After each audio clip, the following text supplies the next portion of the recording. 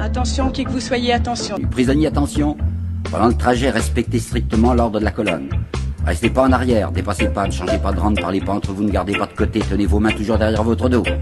Un pas à droite, un pas à gauche sont considérés comme une tentative de fuite.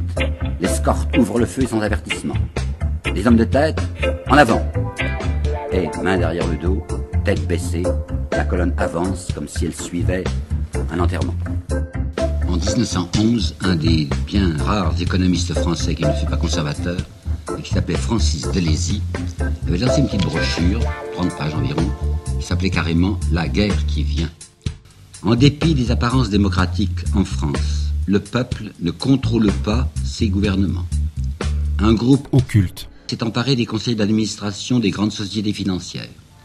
Ces quelques hommes tiennent entre leurs mains des banques.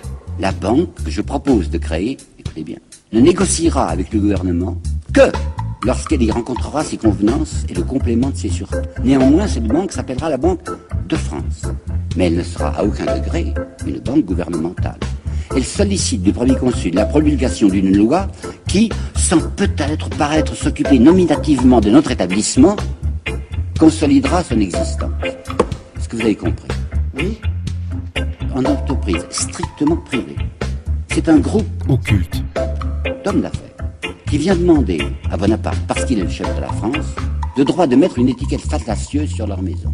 On mettra Banque de France pour faire croire à la clientèle c'est une banque au service de la France, alors que ça sera simplement leurs intérêts privés, mais comme il y aura Banque de France, vraisemblablement les capitaux affluent.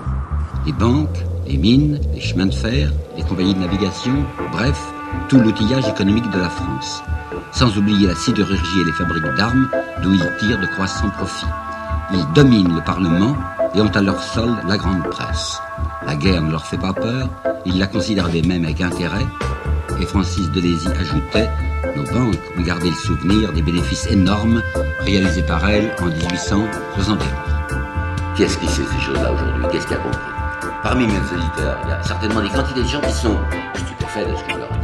Ils n'ont pas compris encore le dessous du jeu, le dessous des cartes.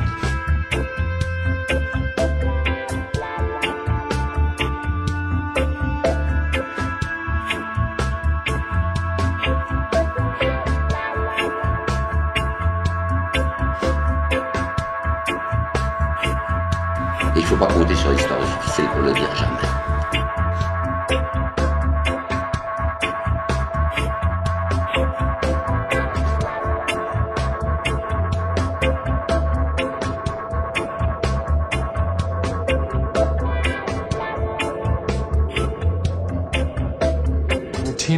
Régulièrement, la version officielle est soit un mensonge, une duperie ou une vérité partielle qui omet les éléments importants. Key facts.